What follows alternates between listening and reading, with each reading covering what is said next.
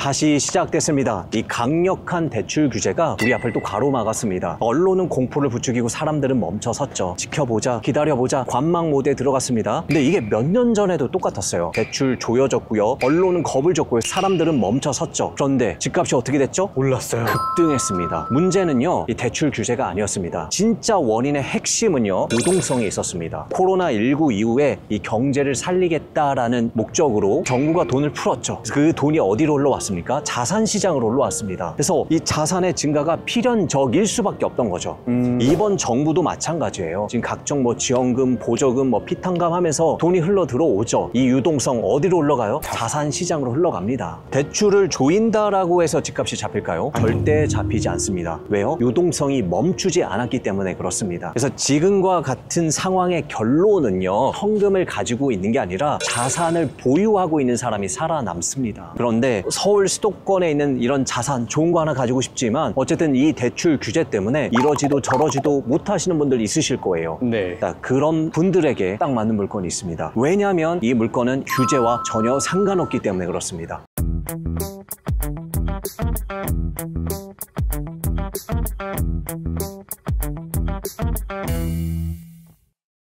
오늘 함께 볼 물건이 오피스텔입니다. 지금처럼 규제로 빗장처럼 이렇게 잠긴 이 시장에서 꽉 막힌 투자자들이 유일하게 열려있는 문이 될 수 있습니다. 바로 위례 신도시에 있는 이 GL 프루지오 오피스텔입니다. 와, 엄청 크네요. 그쵸. 근데 이 오피스텔은 크게 업무용이랑 주거용으로 나눌 수 있는데 네. 오늘은 원룸으로 되어 있는 업무용 오피스텔을 말씀드리는 게 아니에요. 자, 보시면 어떻게 생겼어요? 아파트처럼 생겼죠? 네. 내부도 동일해요. 방 3개, 화장실 2개, 아파트 구조를 가지고 있는 주거용 오피스텔입니다. 자, 주거용 오피스텔이지만 이 오피스텔은 본질적으로 주택이 아니에요. 그래서 이번 규제와는 전혀 상관없습니다. 그래서 우리가 경락 잔금 대출 받으면 낙찰가의 80%, 심지어 90%까지도 가능합니다. 그리고 지금 대출 규제는 6억 한도가 생겼잖아요. 네. 6억 한도 전혀 상관이 없고요. 다주택자들 충분히 가능하고요. 실거주 의무 없고요. 그리고 우리가 사업자 근저당 대출을 받는다라고 하면요, 전세도 맞출 수가 있어요. 갭 투자도 가능한 거죠. 다 되네요, 그냥. 다 가능합니다. 그런데 이 오피스텔 얘기하니까 이 오피스텔 가격이 오르겠냐라고 생각하시는 분들 많으실 거예요. 맞아요. 근데 우리 경매로 접근하잖아요. 네. 그래서 현재 시세보다는 저렴하게 사죠. 그리고 현재 시세대로 판다라고 해도 어때요? 그만큼의 시세 차익이 있죠. 네. 단기 투자도 가능한 거예요. 그리고 오피스텔도요, 가격이 올라갑니다. 규제가 없는 시기에는요, 사람들이 아무래도 오피스텔보다는 이런 아파트를 볼 수밖에 없어요. 그래서 이 오피스텔은 저평가 구간이 형성이 됩니다. 네. 근데 대출 규제가 시작이 되고 또 심지어 유동성 증가가 있다라고 하면 사람들은 아파트를 투자하고 싶어도 지금 같은 상황에서 하기 어려운 시기가 옵니다. 그때는 사람들이 제일 먼저 눈을 돌리는 것이 이렇게 주거용 오피스텔이에요. 한순간에 이 오피스텔이 근처에 있는 아파트 가격까지 따라 붙습니다. 그래서 급등을 해요. 1억, 2억, 3억 똑같이 급등을 합니다. 그 타이밍을 잘 잡아야 되는 거죠. 자, 그러면 지금까지는 이 오피스텔 가격 보시면 저평가되어 있었습니다. 그리고 우리가 그 급등하는 그 바로 앞순간까지 온 겁니다. 굉장히 큰 기회이긴 한데 네. 놓치고 나면 분명히 이렇게 말씀하실 거예요. 그때 할 걸. 그럼 다시 한번 오피스텔 좀 말씀드리면 네. 여기가 지금 위례 신도시거든요. 위례 신도시는 송파구 거여동, 그리고 성남시 일부, 그리고 하남시 일부가 합쳐진 그냥 신도시라고 보시면 돼요. 총 한 4만 6천 세대 정도 있고요. 인구는 한 11만 명 정도 되는 굉장히 큰 신도시죠. 오, 네, 맞네요. 그래서 보시면 인프라나 이런 것들은 굉장히 잘 되어 있어요. 다만 좀 불편한 게 이 물건이 역세권은 아니에요. 많이 떨어져 있어요? 8호선 복정역까지 마을버스로 한 15분 정도, 그리고 5호선 거여역까지도 한 15분 정도 소요됩니다. 근데 거여역이나 우리 8호선 복정역 타시면 서울로 출퇴근은 또 가능해요. 네. 그리고 여기가 역세권이 아니다 보니까 아까 보셨던 톡버스가 있습니다. 그래서 왔다 갔다 할 수 있죠. 네. 근데 여기서 또 잠실이나 강남까지 바로 한 번에 갈 수 있는 직행버스도 있습니다.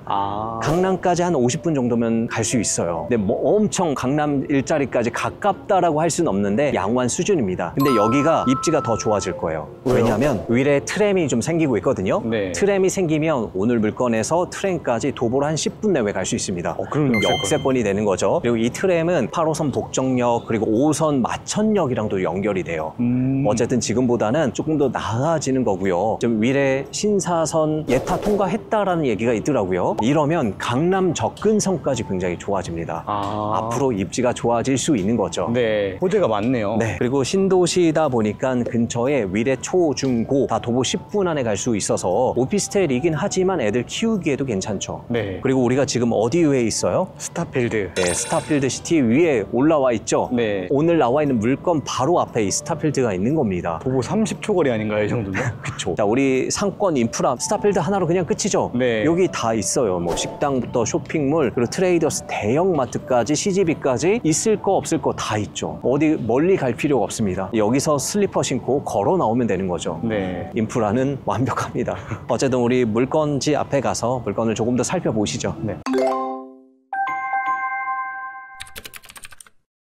여기가 조금 전에 우리가 옥상에 있었던 스타필드 시티입니다. 네. 그리고 이 길 4차선인가요? 도로 하나만 건너면 오늘 물건 지우엘 푸르지오가 나옵니다. 아, 진짜 바로 앞이네요. 그리고 여기 들어서면요 오피스텔 느낌이 나나요? 아니요, 아파트예요. 그냥 아파트죠? 네. 이거 그냥 누가 오피스텔이라고 하지 않는 이상은 이게 아파트인지 오피스텔인지 구분이 안 될 정도로 아파트 같아요. 와. 여기가 위례 신도시고 택지 개발로 아파트 뭐 학교 이렇게 올라갔잖아요. 네. 준주거로 세팅이 되어 있었던 거죠. 아. 준주거는 우리 아파트 못 올라가요. 네. 그래서 오피스텔을 지을 수밖에 없었던 땅이에요. 주변 보면 다 아파트잖아요. 네. 그래서 얘도 사용 목적은 그냥 아파트고 주거인 거예요. 그러다 보니 생긴 건 또 완전히 오피스텔이 아니라 아파트. 보세요. 학원 차가 지금 와 있잖아요. 가족 단위로 거주를 하고 있다라는 거예요. 키즈 스테이션도 있어요. 맞아요. 이 오피스텔이 이게 있을 리가 없잖아요. 네, 맞아요. 이게 그냥 아파트처럼 사용되고 있기 때문에 뭐 키즈 스테이션이 있어서 혼자 이렇게 또 학원도 다니고 그렇죠? 근처에 학교 아까 말씀드렸던 것처럼 굉장히 가까운 데 있고요. 와, 조경도 진짜 잘 돼 있는데요. 네. 이게 2018년도에 사용 승인을 받았어요. 그럼 네. 이제 7년 차 됐죠. 782세대고요. 총 7개의 동으로 되어 있습니다. 그리고 주차는 900대가 가능해요.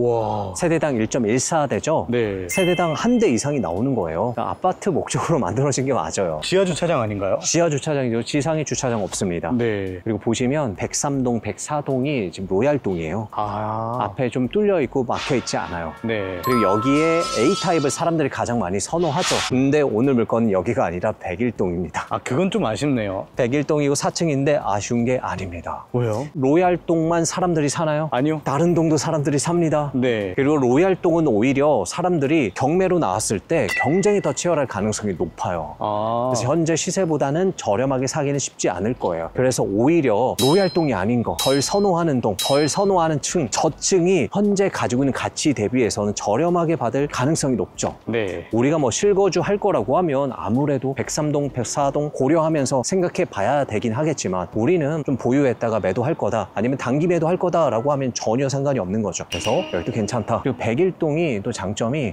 여기서는 안 보이네요. 이쪽으로 보시면 대로변이 있는데 막히지 않았어요. 뷰가 뚫려 있어요. 굉장히 시원하게 되어 있습니다. 사측이긴 하지만 그래도 막힌 뷰는 없을 것 같아요. 살짝 좀 걸리는 건 앞에 상가가 좀 있긴 한데 그게 좀 넘을까 안 넘을까 고민이긴 하지만 직접 들어가서 최대한 살펴보면 좋을 것 같아요. 네. 그 전에 우리 경매 물건이니까 뭐 확인해야 돼요? 경매 정보지요. 경매 정보 좀 확인을 해보겠습니다. 네. 오늘 물건은요 하남 하감동에 위치한 위례 신도시에 있고요. 그리고 주거용 오피스텔이 경매 물건으로 나왔습니다. 이름은 위례 GL 푸르지오입니다. 건물 면적은요 전용 84.61제곱미터고 감정가는 8억 6,600만 원에 나왔으나 현재 한번 유찰됐습니다. 6억 620만 원에 최저 매각 가격으로 경매가 시작이 됩니다. 권리사항을 보시면 22년 1월 20일에 농협자산관리회사에서 설정한 근저당이 말소 기준 권리입니다. 대항력 있는 임차인이 있어요. 보증금이 4억 2천입니다. 다행히 우선 변제권을 갖췄고요. 배당 요구도 제때 했습니다. 그래서 배당을 다 받아갈 수 있습니다. 하지만 우리 배당을 다 받아가는 임차인은 뭐 확인해야 돼요? 당해세, 저세, 건보료, 그리고 임금 채권까지 확인을 하셔야 됩니다. 확인을 해봤더니 당해세, 조세 부분에 압류 설정된 건 없어요. 다만 제가 문건 송달 내용을 보니까요. 교부권자, 하남시, 성남시가 있거든요. 이 내용은 확인을 꼭 해보셔야겠죠? 네. 누구 통해 확인할 수 있어요? 임차인. 네, 이해 관계자, 우리 임차인 통해서 법원에 가면 서류 열람을 할 수 있거든요. 확인을 하고 들어가시는 게 좋을 것 같아요. 제가 봤을 때 그렇게 큰 금액 같지는 않지만 조금의 리스크라도 있다라고 하면요. 반드시 확인을 하시는 편이 좋습니다. 확실한 게 좋죠. 네, 그러면 만약에 큰 문제가 없다라고 하면 임차인의 어떤 보증금보다 높게 쉽게만 입찰할 수 있는 물건이면 전혀 문제 없는 거고요. 매각 물건 명세상에도 특이사항은 없습니다. 백일동 내부에 좀 들어왔고요. 뭔가 호텔 로비 같지 않습니까? 네, 굉장히 고급스러워요. 아파트랑 다른 느낌이 또 나네요. 우편함이 있습니다. 404호 있는데 우편물이 좀 쌓여 있어요. 아, 그러네요. 부동산 컨설팅이나 이런 데서 굉장히 많이 왔어요. 아무래도 경매 물건이다 보니까 뭐 법원이나 법무사 사무실이나 이런 데서 우편물이 또 많이 오기도 합니다. 수거는 안 하셨고요. 자, 여기를 지나서 보면 엘리베이터가 있습니다. 엘리베이터가 한 대일까요? 조금 아쉬운 건 한 대만 있네요. 한 대 가지고 전 세대가 사용을 하고 있는 거죠. 근데 우리 4층이니까 걸어서 한번 올라가 볼까요? 네. 아까 층이 1층이 아니라 2층이었나 봐요. 그래서 한 층 더 올라오면 3층이 되는 거죠. 층고가 확실히 높긴 높네요. 네, 오피스텔이 층고가 높습니다. 여기가 3층이고요. 한 층 더 올라가 봅니다. 7년 전에 지어진 거라고 느낌이 새 거예요. 신축 느낌이 납니다. 이제 4층에 왔고요. 4층에 오시면 404호, 405 두 개 호실만 있어요. 그래서 엘리베이터가 한 대로만 가동이 되는 것 같아요. 이쪽으로 창이 안 나와 있으니까 정확한 뷰는 우리가 확인이 불가한데, 잠깐만요. 아까 2층에 아무것도 없었어요. 3층부터 주거가 시작이 되죠. 이건 우리가 전면부에 가서 아까 그 상가 부분이 가리는지 가리지 않는지 확인이 가능할 것 같아요. 그럼 좀 이따가 확인해 보시죠. 네. 그리고 엘리베이터도 이왕 있으니까 한번 타보시죠. 확실히 층고가 높죠. 근데 우리 하나 알아야 될 게 아파트 전용 84하고 오피스텔 전용 84는 완전히 다릅니다. 아파트 전용 84 같은 경우에는 25평이긴 하잖아요. 근데 아파트는 발코니 공간이 있어요. 근데 이 발코니 공간을 확장하는 게 합법이에요. 확장을 해서 분양을 하죠. 그럼 실제로 가보면 실면적은요 30평이 넘어요. 굉장히 넓죠. 근데 이 오피스텔은 전용 84 25평이잖아요. 실면적은요 그냥 25평이에요.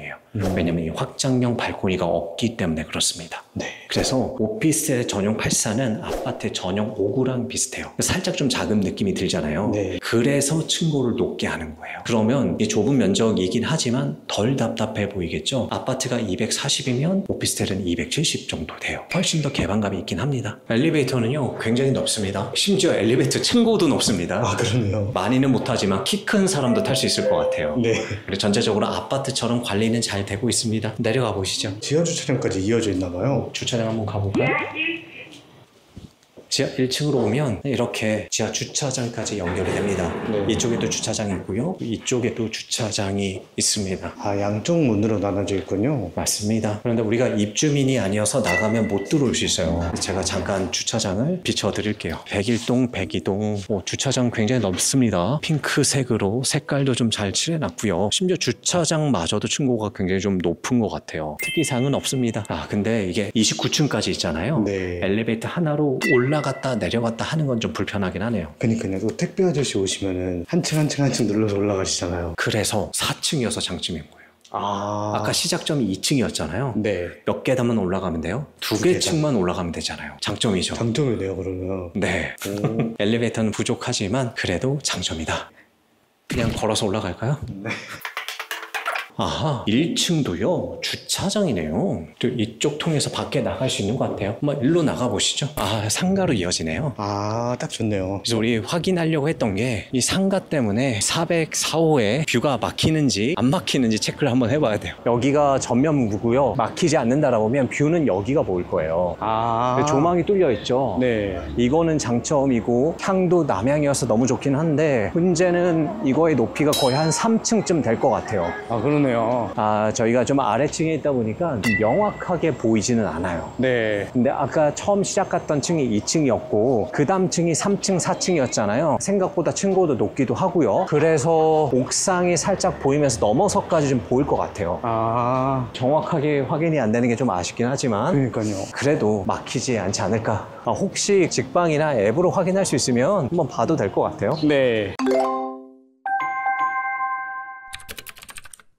오피스텔이 처음이신 분들은 세금 관련해서 굉장히 궁금해 하실 것 같아요. 맞아요. 그래서 일단 세금 관련해서 제가 조금 설명을 드리면요. 네. 일단 취득세 중과 부분이잖아요. 주택은요, 내가 보유한 주택에 따라서 취득세 중과가 되죠. 네. 비규제 지역이라고 하면 2주택까지는 괜찮아요. 3주택부터는 8%, 4주택부터는 12%예요. 네. 그래서 투자하기가 쉽지가 않아요. 우리가 아파트 투자할 경우에 무주택자나 1주택자는 1에서 3%인데 나는 막 12% 내고 시작을 해야 되는 거예요. 네. 경쟁이 안 되는 되는 거죠. 그런데 이 오피스텔은 내가 가진 주택수랑 상관없이 무조건 4.6%예요. 아, 무조건이요? 네, 이게 업무용으로 사용할지 아니면 주거용으로 사용할지 정해져 있지 않기 때문에 무조건 4.6%예요. 무주택자도 4.6%, 2주택자도 4.6%, 100주택자도 4.6%예요. 무슨 얘기예요? 경쟁이 된다라는 얘기예요. 다주택자가 오피스텔 투자할 때 굉장히 큰 장점이 되겠죠. 그쵸. 하지만 우리 알아야 될 거, 취득할 때는 4.6%이긴 하지만 내가 이 실사용을 어떻게 하느냐에 따라서 주택수에 포함이 될 수도 있고 포함이 안 될 수도 있어요. 왜냐면 실질과세 원칙에 따라서 내가 실제로 주거용으로 사용하게 된다라고 하면 보유주택에서는 1주택자가 됩니다. 예를 들면 이렇습니다. 내가 현재 아파트를 하나 가지고 있어요. 그리고 오피스텔을 취득을 했어요. 근데 취득할 때는 나의 주택수랑 상관없이 무조건 4.6%입니다. 이 오피스텔을 내가 주택으로 사용을 했어요. 그럼 나는 2주택자가 되는 거예요. 그러면 그 다음 주택 투자를 할 때는 3주택자가 돼서 취득세 중과가 되는 겁니다. 그래서 다음 주택 투자할 계획이라고 하시면 이 오피스텔은 반드시 처분을 하시고 투자를 하셔야 취득세 중과가 없는 거예요. 그런 걸 잘 생각하고 투자해야겠네요. 그럼요. 그러면 이 오피스텔을 단기로 매도하면 또 양도세 걱정이 되잖아요. 맞아요. 근데 이 주거용 오피스텔로 여러분들이 매도를 하신다라고 하면 이 양도세가 아니라 매매사업자 활용해서 사업소득세로 양도세를 낼 수가 있어요. 아, 오피스텔도 매매사업자 낼 수 있어요? 네, 가능합니다. 그래서 전혀 상관이 없어요. 단기 매도도 가능한 물건인 거예요. 그리고 오피스텔 하니까 부가세 많이들 얘기를 하시잖아요. 네. 일단 기본적으로 경매나 압류공매로 오피스텔이나 상가를 취득하게 되면 부가세 없어요. 그리고 매도할 때 이 오피스텔을 주거용으로 매도를 하게 되면 부가세 납부 안 하셔도 괜찮아요. 주거용으로 사용하는 순간 그냥 이렇게 생각하시는 게 편해요. 아, 이거는 아파트다. 그러면 복잡해지지 않아요. 이제 오피스텔이다라는 생각을 계속 가져오다 보니까 헷갈리는 거예요. 그럼 취득세 4.6% 그리고 이건 아파트다. 이것만 생각하면 되네요. 맞아요. 그렇게 생각하시면 계산하기가 훨씬 더 편하죠. 네. 하지만 이 오피스텔은 본질적으로 주택이 아니기 때문에 초반에 제가 말씀드렸던 것처럼 대출이 굉장히 잘 나와요. 그래서 다주택자가 투자하기 굉장히 좋고요. 그리고 이것도 하나 팁을 드리면요. 네. 이러신 분들이 있어요. 본인이 주택을 하나 가지고 있어요. 근데 이 주택을 세를 주고 다른 주택에 전세 대출 받아서 들어가신 분들이 있어요. 네. 이분들은 전세 대출 받았을 때 분명히 특약을 썼을 건데 1주택까지만 가능하고 거기서 주택을 하나 더 취득을 하게 되면 전세 대출을 상환을 해야 되는 거죠. 그럴 때는 주택 투자를 할 수 없는 상황이에요. 그런데 우리가 국세청이나 지방세 계산할 때 주택수 계산하는 거랑 은행에서 바라보는 주택수 개념이랑은 또 달라요. 그래서 은행에서는 이 오피스텔을 주택으로 보지 않습니다. 그럼 내가 1주택자고 전세 대출 받았다 하더라도 오피스텔 취득한다라고 해서 전세 대출 받은 거를 상환할 이유가 없는 거예요. 아, 상환을 안 해도 되는 거예요? 네, 그래서 그런 분들도 충분히 투자가 가능합니다. 물론 은행마다 특약 조건이 다를 수 있으니까 이거는 은행 통해서 한번 확인하시고 투자를 이어나가셔도 돼요. 저희 학원에도 그러신 분들이 굉장히 많았죠. 네. 근데 이게 또 해결책이 될 수 있는 거죠. 이건 처음 알았어요, 진짜. 팁입니다. 그리고 보다 중요한 거는 우리가 이 오피스텔을 얼마에 취득할 수 있는지 또 얼마에 입찰해야 좋을지를 고민을 해봐야 되죠. 제일 중요하죠. 그럼 정확한 매도가를 확인하러 부동산에 가보도록 하겠습니다. 네.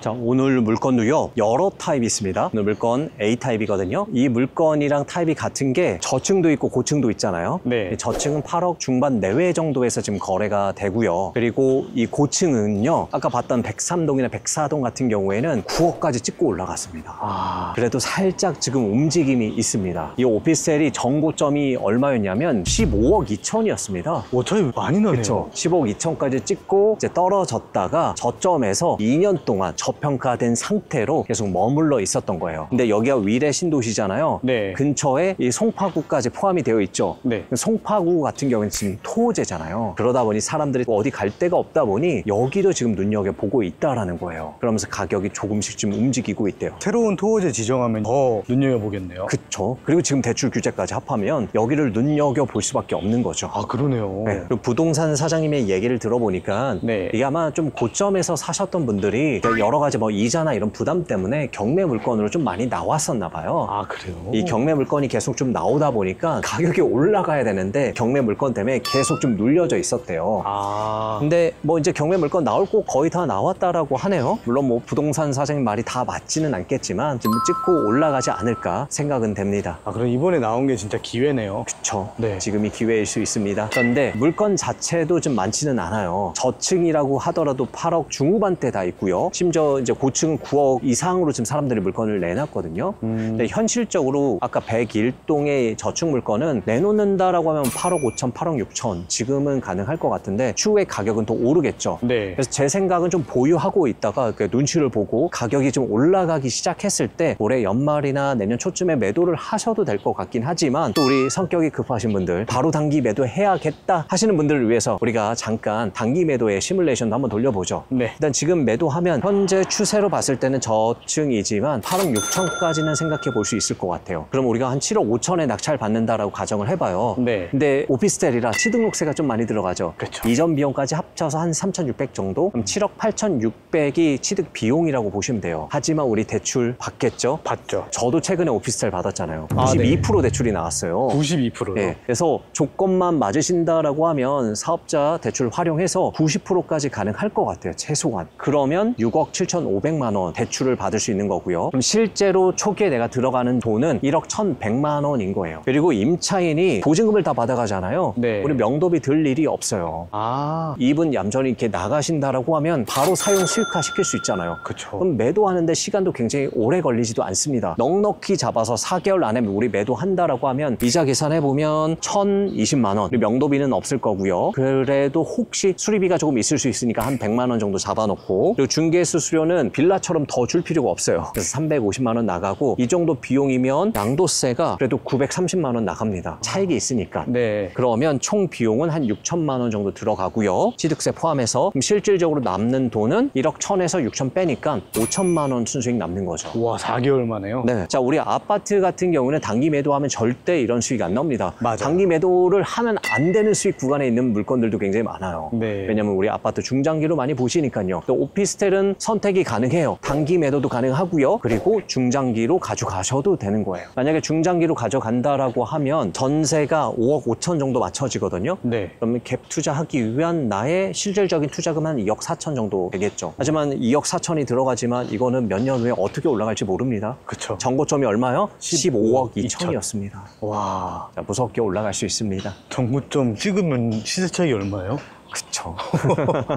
자, 이제 마무리하겠습니다. 이 기회는요, 항상 위기 속에서 태어납니다. 모두가 멈춰섰을 때 몇 명은 움직입니다. 그래서 모두가 제자리일 때 그 몇 명은 앞서 있는 거죠. 지금처럼 대출 규제로 사람들이 멈춰 섰습니다. 그래서 많은 분들이 대출이 나온다 안 나온다 가지고 고민을 하죠. 근데 우리는요, 이런 고민을 할 게 아니라 이 기회, 이 시기 속에서 무엇을 할 수 있을지 찾아봐야 됩니다. 그 중에 하나가 오늘 보셨던 이 오피스텔이 될 수 있는 거죠. 분명히 사람들은 또 이렇게 얘기할 거예요. 이 오피스텔 가격 오르겠어요? 이 말은요, 사실 본인이 움직이고 싶지 않는 핑계 속에 숨어 있는 겁니다. 과거에도 그렇습니다. 오르고 나서 항상 얘기해요. 그때 살 걸. 하지만 이 기회는요, 그때를 기다려주지 않습니다. 한번 생각해 보세요. 항상 이 위기 속에 공포를 이긴 사람들이 이익을 가져갔습니다. 그리고 그 타이밍이 지금입니다. 진짜 위험한 거는요, 안 되는 이유만 찾다가 이 기회마저도 잃어버리는 겁니다. 자산은요, 생각에서 만들어지는 게 아니라 행동에서 만들어집니다. 돈 버는 사람과 못 버는 사람의 차이는요, 정보가 아니라 결단입니다. 그런데 이런 결단까지 하기가 어때요? 좀 어려우신 분들이 많아요. 그래서 그 결단을 할 수 있도록 저희가 수업을 만들었습니다. 왜요? 저희는 100% 물건 추천반입니다. 물건 가지고 수업을 할 거예요. 바로 입찰할 물건 가지고 왜 이 물건 해야 되는지, 왜 이 시기에 이 물건을 해야 되는지, 그리고 어느 정도의 수익을 우리가 기대할 수 있는지를 수업 시간에 다 풀어드릴 거고요. 우리 회원님들은 수업 듣고 입찰만 하시면 됩니다. 우리 아무 물건이나 하려고 하시면 안 돼요. 낙찰 횟수가 중요한 게 아니라 실제로 돈이 되는 물건을 하셔야 됩니다. 그 물건 하실 수 있도록, 그 물건 낙찰 받으실 수 있도록 저희가 책임지고 수업을 할 겁니다. 그게 바로 100% 물건 추천반입니다. 또한 우리 회원님 한 번 낙찰받고 끝이 아니잖아요. 2번, 3번, 4번, 5번, 100번까지, 1000번까지 이어져야 되잖아요. 네. 그래서 저희가 평생 멘토링 합니다. 함께 가시죠. 이 손 잡으시겠습니다. 네, 어쨌든 지금까지 경매는 시작했지만 낙찰이 한 번도 없었거나 뭔가 낙찰을 받았는데 제대로 된 수익이 없으셨던 분들 이 수업 한번 들어보시면 어떠실까 합니다. 함께 잘 됐으면 좋겠습니다. 네. 자, 오늘도 고생했습니다. 네, 고생하셨습니다.